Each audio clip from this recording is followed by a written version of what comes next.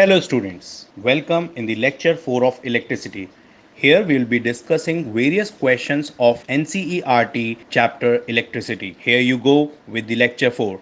Do subscribe my channel and like if it is of any benefit to you. Page 200 NCERT मैंने सारे blue questions और examples homework में करने के लिए दिए थे। तो पेज 200 पे हमारा पहला एग्जांपल है current of 0.5 amperes. Current of 0.5 amperes example 12.1। 0.5 amperes is drawn by A filament of electric bulb for 10 minutes. Time 10 minutes दिया है, मिनट हम लोग का ऐसा यूनिट नहीं है, तो हम 10 into 60 करके इसको 600 सेकेंड्स कर लेंगे। Find the amount of electric charge that flows through the circuit. हमें अमाउंट ऑफ इलेक्ट्रिक चार्ज करना है। आई टी और क्यू में कौन सा रिलेशन वर्क करता है? We know I equals to Q by T. तो I equals to Q by T के रिलेशन से this implies Q equals to I into T. I हम लोगों को वैल्यू दी हुई है 0.5, टाइम की वैल्यू 600, तो 0.5 से 600 का मल्टीप्लाई किया 300 कूलम। 300 कूलम हमारा आंसर आ गया एग्जाम्पल 12.1 का। ये तो वैसे भी सॉल्व है, बाकी अंडरस्टैंडिंग हो गई ना। आई की वैल्यू दी, टी की वैल्यू, क्यू पता करना था, रिलेशन लिखा, क्यू के टर्म्स में अरेंज किया, सीधा वैल्यू डाल दिया। अब पेज 200 पे ही हम लोगों का जो ब्लू क्वेश्चन है, पहला ब्लू क्वेश्चन है पेज 200 का, वो क्या कह रहा है? What does an electric circuit mean? We have already defined what is an electric circuit, a closed and continuous path through which electric charges flows is called electric circuit. Define the unit of current. So unit of current क्या है? Unit of current is ampere, and how 1 ampere is being defined? 1 ampere is being defined as I equals to Q by T वाले फॉर्मूले को ही हम लोग define करते हैं ना। When 1 coulomb of charge, when 1 coulomb of charge flows through a circuit in 1 second, flows through a circuit in 1 second, then current in the circuit, then current in the circuit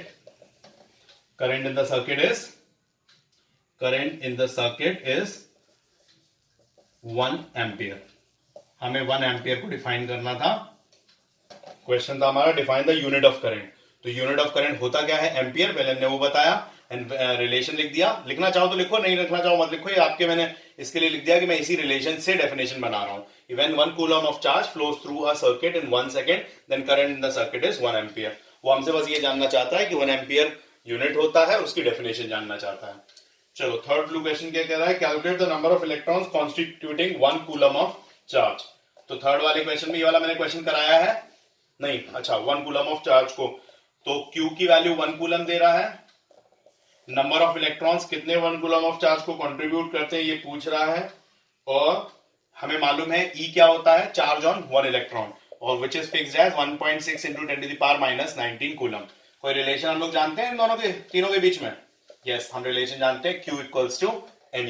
तो Q equals to N में Q की value हमारे पास 1 coulomb है, N की value हमें निकालनी है। ठीक है, तो अगर हम N की वैल्यू निकाल रहे हैं तो N की वैल्यू हमारी कैसे आएगी?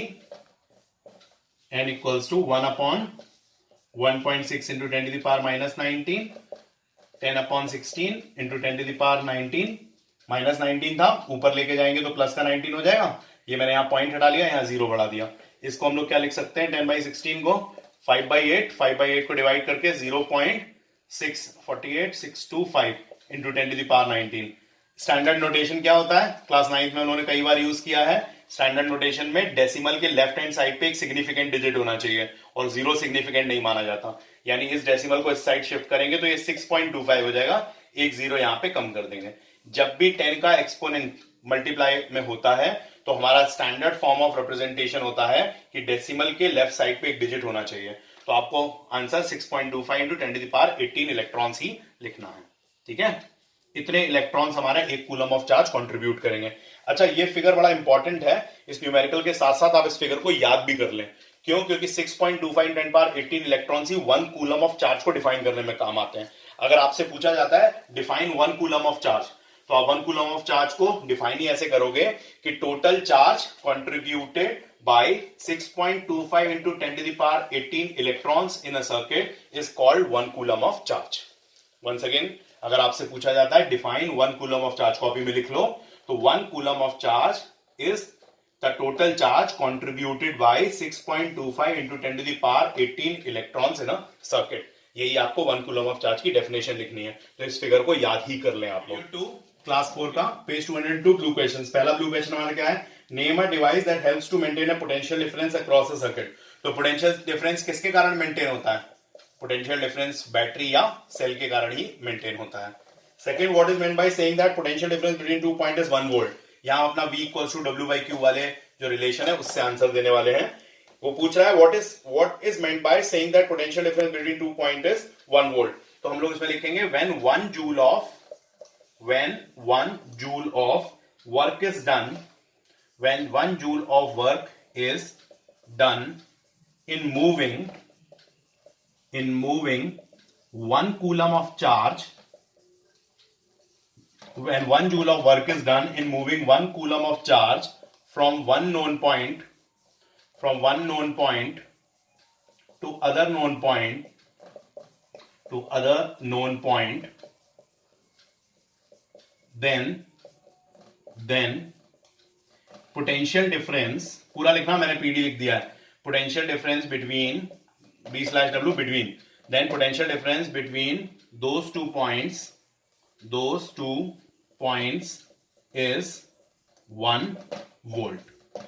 आई रिपीट, अगर आपसे डेफिनेशन पूछी जाती है what is meant by saying that potential difference between 2 points is 1 volt, when 1 joule of work is done in moving 1 coulomb of charge from one known point to another known point, then potential difference between those 2 points is 1 volt. ऐसे आप define करेंगे, copy में properly note कर लें, ठीक है। Okay, next क्या था हमारा, how much energy is given to each coulomb of charge passing through a 6 volt battery. हमें 6 वोल्ट बैटरी पे how much energy is given, कितनी एनर्जी दी जाती है, how much energy is given to each coulomb of charge. Each coulomb of charge को कितनी energy दी जाती है देखना है। तो Q equals to 1 coulomb of charge, that is 1 coulomb to each coulomb passing through a 6 volt battery. Passing through a 6 volt battery का मतलब क्या हो गया, यहां पे हमें passing through a 6 volt battery में वोल्टेज को 6 वोल्ट लेना है, ठीक है, वोल्टेज या पोटेंशियल डिफरेंस 6 वोल्ट लेना है और Q आपका 1 कूलम लेना है और एनर्जी पता करनी है। एनर्जी का मतलब E पता करना है। आपको याद होगा E और W एक ही बात होती है, यानी E या W में से जो भी है वो वैल्यू हमें पता करनी है, ठीक है। पॉज करो। तो वी वर टॉकिंग अबाउट कि हमें एनर्जी पता करनी है, तो एनर्जी पता करनी है यानी वर्क डन पता करना है। तो वर्क डन, पोटेंशियल डिफरेंस और चार्ज के बीच में हमारा कौन सा रिलेशन है, V equals to W by Q, ये रिलेशन है हमारा। तो V equals to W by Q का रिलेशन लगाया, 6 वोल्ट इक्वल W, यहाँ पे हमें पता करना है, Q हमारा 1 कूलम है, तो W equals to 6 into 1 that is 6 joules। तो हमारा 6 joules का वर्क डन या 6 joules की एनर्जी चाहिए अगर हमें 1 कूलम ऑफ चार्ज पे 6 वोल्ट का पोटेंशियल डिफरेंस जनरेट करना है। How much energy is given to each coulomb of charge passing through a 6 volt battery. अगर एक से 6 वोल्ट की बैटरी से 1 कूलम ऑफ चार्ज पास हो रहा है तो उसके ऊपर जो एनर्जी खर्च हो रही है या जो उसके ऊपर वर्क डन किया जा रहा है वो 6 जूल्स का है। जानबूझ के उन्होंने वर्क डन की जगह एनर्जी वर्ड यूज किया है। क्लास 9 में तुम्हें अच्छे से पढ़ाया गया है कि E और W एक ही चीज होती है, energy and work done are one and the same thing for the numericals. अच्छा, अब आते हैं इसी के एग्जाम्पल 12.2 पे। एग्जाम्पल 12.2 में देखो, how much work is done in moving a charge of 2 coulomb के चार्ज पर across 2 points having potential difference of 12 volt. 12 volt का पोटेंशियल डिफरेंस हमसे पूछ रहा है कितना वर्क डन किया जाना है। सेम रिलेशनशिप फिर यूज करना है, we know V equals to W by Q। तो सेम रिलेशनशिप में V equals to W by Q में 12 इक्वल्स टू W की वैल्यू Q2, तो W इक्वल्स टू 24 जूल्स। हमारा 24 जूल्स का वर्क डन होगा, ठीक है। सीधा V equals to W by Q का रिलेशन एग्जाम्पल 12.2 में करना था। इसके बाद हम लोगों के नेक्स्ट ब्लू क्वेश्चंस किस पे आ रहे हैं, नेक्स्ट ब्लू क्वेश्चंस आ रहे हैं हमारे पेज नंबर 208 पे। 208 पे एग्जाम्पल आ रहा है, एग्जाम्पल 12.3। तो एग्जाम्पल 12.3 देख लो। एग्जाम्पल 12.3 आपसे कह रहा है how much current will an electric bulb draw from a 220 volt source. 220 volt source दिया हुआ है। If the resistance of the bulb filament is 1200, resistance हमें 1200 ओम दी हुई है, ये 1200 ओम की रेजिस्टेंस है। तो पहला उसका पार्ट है how much current is withdrawn. तो आई हमसे पूछ रहा है, we know by Ohm's law या वी नो की जगह यहाँ पे बाई ओम्स लॉ लिखते हैं, है ना। इस रिलेशन का तो हमारा परफेक्ट नेम है by Ohm's law, V equals to I R. तो V equals to I R, तो इससे हम I की value I equals to V upon R कर सकते हैं, 220 अपॉन 1200, तो 220 अपॉन 1200, 0 0 काट लिया, 11 अपॉन 60, तो 11 अपॉन 60 एम्पियर्स का। 11 अपॉन 60 को हम लोग डेसिमल्स में कन्वर्ट कर लें तो ज्यादा बेहतर है, एंड आंसर हमेशा डेसिमल्स में अच्छा होता है। तो 0.1 यहाँ पे 1 आया, और 11 अपॉन 60 1 10 5 5 5 58 183 विच बिकम 0.18 एम्पियर। तो 0.18 एम्पियर में इसको रिप्रेजेंट कर सकते हो, ठीक है। अच्छा, इसके बाद हम लोगों का एग्जाम्पल 12.3 का बी पार्ट। बी पार्ट में हम लोगों का सेम क्वेश्चन फिर से पूछा गया है। बी पार्ट में हमसे how much current electric coil draw from a 220 volt line. इस बार 220 वोल्ट का वोल्टेज दिया हुआ है और रेजिस्टेंस दी हुई है 100 की, तो 100 की रेजिस्टेंस दी हुई है और फिर से हम लोगों से करंट पूछा है। तो बाय ओम्स लॉ हम लोग दिखाएंगे V equals to I R, फिर से R के टर्म्स में अरेंज कर लिया, I equals to V upon R, तो 220 अपॉन 100, यहां पे आपका 11/5 हो गया, 11/5 2.2 एम्पियर। तो इसमें सेम वही ओम्स लॉ फिर से लगाया गया, 2.2 एम्पियर 12.3 के बी पार्ट का आंसर आ गया।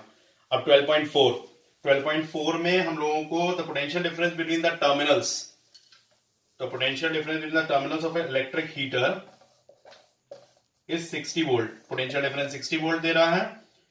When it draws a current of 4 ampere, यानी करंट 4 एम्पियर का है, from the source what current will the heater draw, the potential difference increase to 120।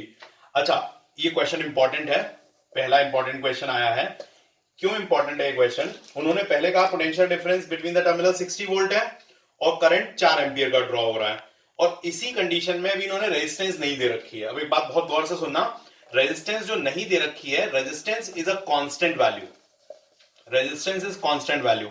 अगर आप पोटेंशियल डिफरेंस को 60 वोल्ट की जगह 120 वोल्ट भी कर देते हो तो उस केस में रेजिस्टेंस को फर्क नहीं पड़ेगा। ये बात बच्चे को खुद एनालाइज करनी है कि हम रेजिस्टेंस को कांस्टेंट वैल्यू मानते हुए पहले इस रिलेशन से बाय ओम्स लॉ लगाएं, और by Ohm's law R V equals to I R, तो R equals to V upon I करें, और V अपॉन आई से यहां 60 अपॉन 4 करके 15 ओम का रेजिस्टेंस निकाल लें।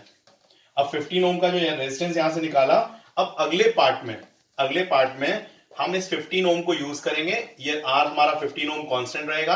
अब वो हमसे कह रहा है कि अगर आप वोल्टेज 120 वोल्ट कर लेते हो तो बताओ करंट कितना होगा। तो अगेन हम लोग ओम्स लॉ ही लगाएंगे, और इस बार ओम्स लॉ को I equals to V upon R लगाया। V की वैल्यू अपने पास 120 थी, 15 था, तो ये हमने 6 एम्पियर का करंट निकाल लिया, सॉरी 8 एम्पियर्स का करंट निकाल लिया, 8 टाइम्स जाएगा ना, तो 8 एम्पियर्स का यहाँ पे करंट निकाल लिया। अब एक चीज गौर करना बच्चों कि ये चीज हम सॉल्व करें तो पूरा रेजिस्टेंस के टर्म्स में सॉल्व कर सकते हैं। दूसरा, ये तो न्यूमेरिकल करने का तरीका यही है, लेकिन एक कॉमन सेंस वाली चीज बता रहा हूं। मैंने तुम लोगों को एक रिलेशन सिखाया था कि जो करंट होता है वो वोल्टेज के डायरेक्टली प्रोपोर्शनल होता है। हमारा ओम्स लॉ का बेस का जो है वो V प्रोपोर्शनल टू I है। अगर 60 वोल्ट पर 4 एम्पियर का करंट आ रहा है, तो अगर वो 60 वोल्ट 120 वोल्ट में बदल जा रहा है, यानी जस्ट डबल हो जा रहा है, तो करंट भी जस्ट डबल हो जाना चाहिए कि नहीं? अगर हमें न्यूमेरिकली सॉल्व ना करना होता तो हम कॉमन सेंस से अपना जो ओम्स लॉ का हमारा सबसे पहली बात है कि V प्रोपोर्शनल टू I, अगर हम रेजिस्टेंस ना भी निकालते तो यहां वोल्टेज 60 वोल्ट पे अगर करंट 4 एम्पियर आ रहा था तो 120 वोल्ट जस्ट डबल किया है ना वोल्टेज का, तो अगर वोल्टेज के जस्ट डबल पे करंट भी जस्ट डबल आना चाहिए, इसलिए 8 एम्पियर आया। ठीक है, बट न्यूमेरिकली आपको रेजिस्टेंस को कांस्टेंट वैल्यू दिखाते हुए ओम्स लॉ लगा के पहले रेजिस्टेंस निकालना है, फिर उस रेजिस्टेंस को दूसरे पार्ट में यूज करना है, क्योंकि डिवाइस चेंज नहीं किया जा रहा है और डिवाइस की रेजिस्टेंस एक कांस्टेंट वैल्यू होती है, तो उस कांस्टेंट वैल्यू को हमें रिप्रेजेंट करना है, शो करना है। ठीक है, हम किसी भी डिवाइस में वोल्टेज कम ज्यादा करके करंट को कम ज्यादा कर सकते हैं, क्योंकि डिवाइस की रेजिस्टेंस ही इकलौती कांस्टेंट चीज होती है। Very important question. चलो इसके बाद 12.5 अनदर इंपॉर्टेंट क्वेश्चन, जो अनदर इंपॉर्टेंट क्वेश्चन है 12.5। तो 12.5 हम लोगों का ये क्या कह रहा है कि resistance of a metal wire of length 1 metre, यहां पे रेजिस्टेंस 1 मीटर इज 26 ओम की रेजिस्टेंस दी हुई है 1 मीटर एट 20 डिग्री सेल्सियस। वो 20 डिग्री सेल्सियस आपको रूम टेम्परेचर दिया हुआ है, 20 से 25 डिग्री सेल्सियस रूम टेम्परेचर होता है। नी नॉट वरी अबाउट इट, उसका कोई हमारे न्यूमेरिकल में यूज नहीं है। If the diameter of the wire is, diameter कितनी है 0.3 mm, तो पहले इसका रेडियस में कन्वर्ट किया, रेडियस में कन्वर्ट करके 0.15 mm, अब mm को मीटर में चेंज करेंगे 10⁻³ metres, standard form 1.5 into 10⁻⁴ metres. इससे area of cross section, area of cross section किससे निकालना था, पाई आर स्क्वायर से, तो पाई आर स्क्वायर अप्लाई कर दिया, 3.14 इंटू 1.5 इंटू 10⁻⁴ इसका स्क्वायर किया, अब 3.14 इंटू 2.25 इंटू 10⁻⁸, ये हमारा आ गया एरिया ऑफ क्रॉस सेक्शन। ठीक है, इतना नोट कर लो, मेरा बोर्ड छोटा है, मैं मिटाने जा रहा हूं उसको। यहां मेरा एरिया ऑफ क्रॉस सेक्शन आ गया, चलो साइड में करता हूं। यहाँ पे एरिया ऑफ क्रॉस सेक्शन मेरा इतना आ गया। अब मेरे को करना क्या है, मेरे को बोल रहा है what will the resistivity of the metal. तो रेजिस्टिविटी हम लोगों की रो से रिप्रेजेंट होती है, सबको याद है रेजिस्टिविटी रो से रिप्रेजेंट होती है। तो हम लोग का फॉर्मूला क्या होता है, we know R equals to rho L upon A. तो ऐसे अगर हम रो के टर्म्स में अरेंज करें तो R into A upon L. ठीक है, रेजिस्टेंस की वैल्यू 26 दी हुई थी, रेजिस्टेंस की वैल्यू 26 दी हुई थी। एरिया ऑफ क्रॉस सेक्शन अभी हम लोगों ने निकाला 3.14 into 2.25 into 10⁻⁸ upon length 1 metre थी, यहां 1 अप्लाई कर दिया। अब तुम लोग इसका मल्टीप्लाई करो, 26 का, 3.14 का, 2.25 का, तीनों का मल्टीप्लाई करके क्या वैल्यू आएगी, लगभग वैल्यू आएगी 180, यानी ये वैल्यू आ रही है 184 पॉइंट समथिंग। ठीक है, 184.3 के आसपास वैल्यू आ रही है, और साथ में 10⁻⁸ आ रहा है। ठीक है, इन तीनों का मल्टीप्लाई कर लेना, फिर तुम लोग करके देख लेना क्या आ रहा है। मैंने अभी डायरेक्टली ऐसे ही लिख दिया है। अब यहां पर हमारा जब भी 10 की पावर में कुछ लगा होता है तो स्टैंडर्ड नोटेशन क्या होता है, डेसिमल के लेफ्ट में सिर्फ एक डिजिट होना चाहिए, तो यानी इस डेसिमल पॉइंट को 2 पॉइंट शिफ्ट करना पड़ेगा, यहां लाना पड़ेगा। तो यहां लाने के लिए 1.843 इंटू 10⁻⁻6 हो जाएगा, इंटू 10⁻⁻6 हो जाएगा। यहां पे लिख ले रहा हूं साफ साफ, तो ये 1.84 round off to 2 places of decimal, 1.84 into 10⁻⁻6। Resistivity का ऐसा यूनिट क्या होता है, ओम मीटर। ये 1.84 इंटू 10⁻⁻6 ओम मीटर हो गया। अब वो कह रहा है टेबल 12.2 से। टेबल 12.2 आपको याद नहीं करना है, वो एग्जाम में दिया जाएगा। टेबल 12.2 से आपने पलट के देखा तो आप गौर करो, टेबल 12.2 पे जो पेज 207 पे दिया हुआ है 1.84 मैग्नीज से मैच कर रही है, मैग्नीज से मैच कर रही है, राइट। ठीक है, मैग्नीज से मैच कर रही है, तो ये इसका मतलब मैग्नीज की रेजिस्टिविटी है, यानी जो मटेरियल यूज किया गया होगा वो मैग्नीज यूज किया गया होगा। तो वेरी सिंपल, लेंथ दिया हुआ था, रेजिस्टेंस दिया हुआ था, डायमीटर जो दी थी वो मिलीमीटर में दी हुई थी, तो पहले उसको रेडियस तक पहुंचे, उसे मिलीमीटर को मीटर में कन्वर्ट किया, फिर पाई आर स्क्वायर अप्लाई करके एरिया ऑफ क्रॉस सेक्शन निकाला। बस इतना सा ही पार्ट इसमें मेनली डायमीटर से एरिया ऑफ क्रॉस सेक्शन तक पहुंचना मेन न्यूमेरिकल का जान है। यहां पर रेजिस्टिविटी हमसे पूछी गई थी, R equals to rho L upon A लगाया, रो के टर्म्स में अरेंज कर दिया। अब सारी वैल्यूज, R का 26 दिया ही हुआ था, और ये पूरा हम लोगों ने एरिया ऑफ क्रॉस सेक्शन निकाल रखा था। डिनोमिनेटर में 1 था, क्योंकि लेंथ 1 दी हुई थी, वो 1 का कोई मतलब नहीं है। इन तीनों का मल्टीप्लाई कर दिया, 10⁻⁻8 है, स्टैंडर्ड नोटेशन के लिए इस डेसिमल को यहां शिफ्ट किया, तो ये 1.84 हो गया। तो 1.84 इंटू 1.843 इंटू 10⁻⁻6, यहाँ पे 2 डेसिमल प्लेसेस शिफ्ट की थी, तो -8 से वैल्यू -6 में कन्वर्ट हो गई। और इसमें ओम मीटर मैंने यहाँ पे यूनिट लगा दिया।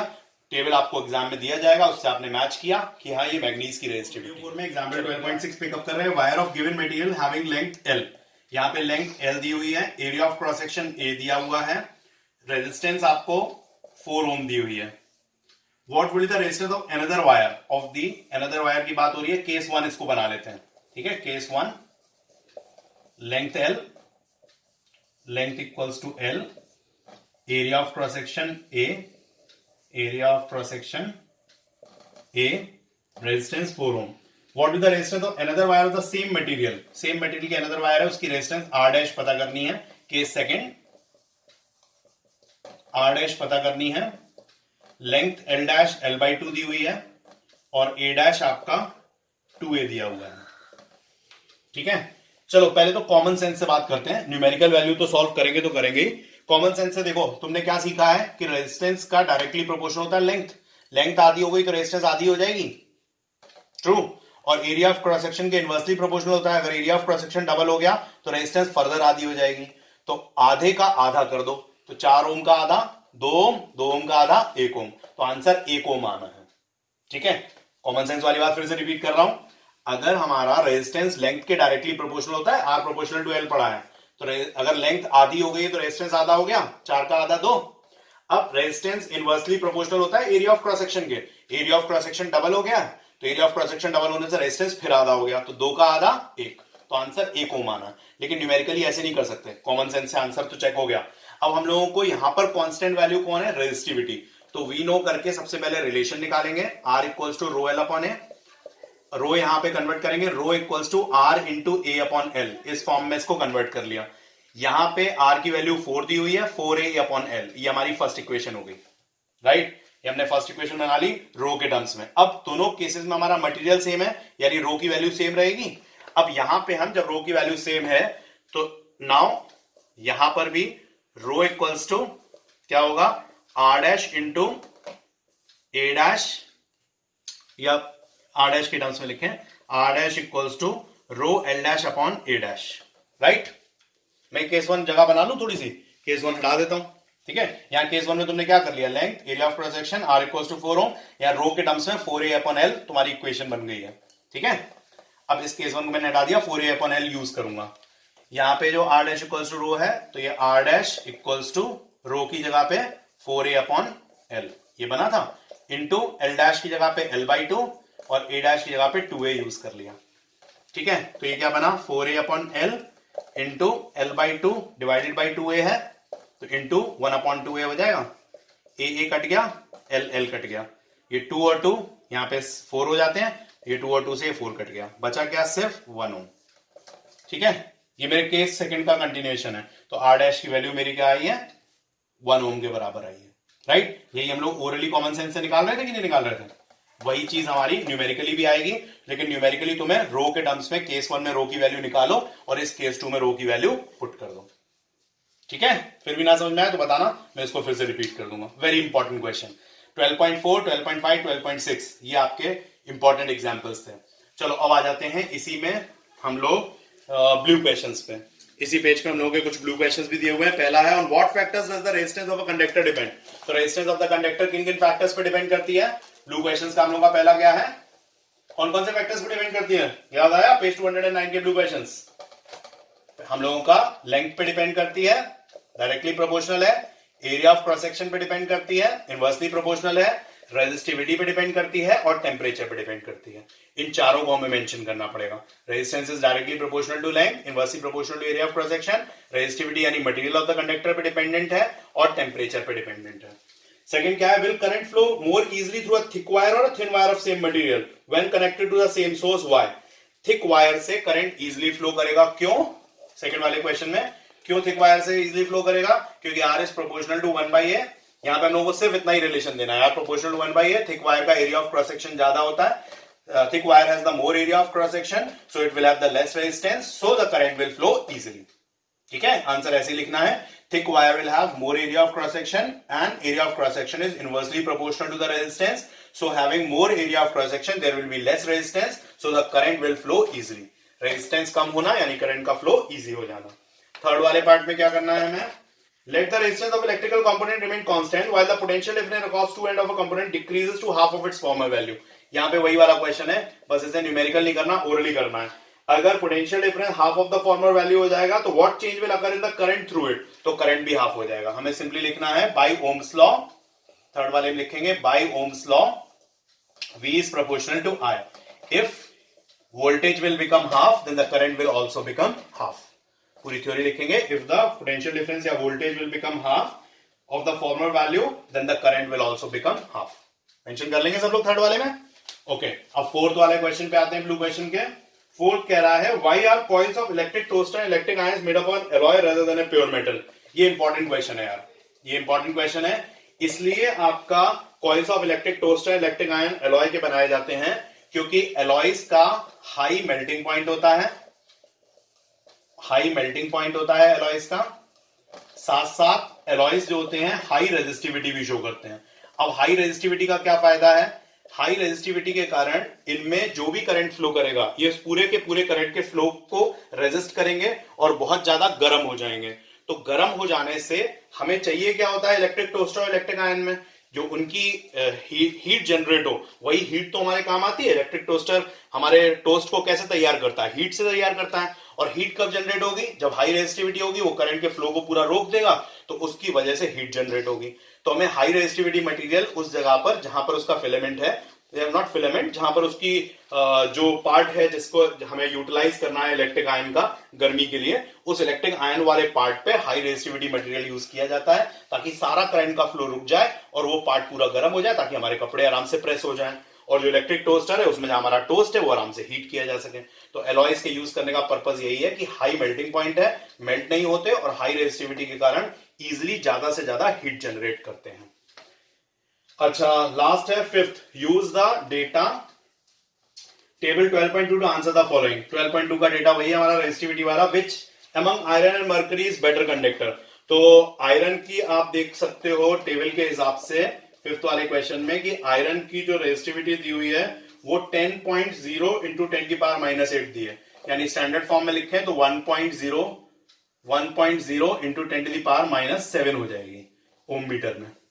ठीक है, एक पॉइंट यहां पे शिफ्ट कर दिया। अब दूसरा किससे कंपेयर करा रहा है, मरकरी से। तो मरकरी का आपका क्या है, मरकरी की आपकी दी हुई है 94.0 इंटू 10 की पावर -8। इसको हम लोग अगर स्टैंडर्ड में लिखें 9.4 इंटू 10 की पावर -7 में कन्वर्ट हो जाएगी। 9.4 ये 10 की पावर -7 दोनों में सेम है, तो 9.4 और 1 में कौन बड़ा है, 9.4 बड़ा है, यानी मरकरी की रेजिस्टिविटी हाई होती है आयरन से। तो बेटर कंडक्टर कौन है, जिसकी रेजिस्टिविटी कम होगी वो बेटर कंडक्टर है। तो मरकरी और आयरन की तुलना में iron having a less resistivity, so iron is a better conductor. Which material is the best conductor, तो बेस्ट कंडक्टर वही होगा जिसकी मिनिमम रेजिस्टिविटी होगी। तो टेबल 12.2 में आप देख सकते हो कि मिनिमम रेजिस्टिविटी सिल्वर की है, कितनी है 1.60 इंटू 10 की पावर -8 ओम मीटर। ये स्टैंडर्ड में है, कोई चेंज नहीं करना। तो ये सबसे मिनिमम है सिल्वर की, तो सिल्वर हमारा बेस्ट कंडक्टर है क्योंकि इसकी मिनिमम रेजिस्टिविटी है। ठीक है, सिल्वर हमारा best conductor of heat electricity है क्योंकि इसकी रेजिस्टिविटी मिनिमम होती है। ठीक है।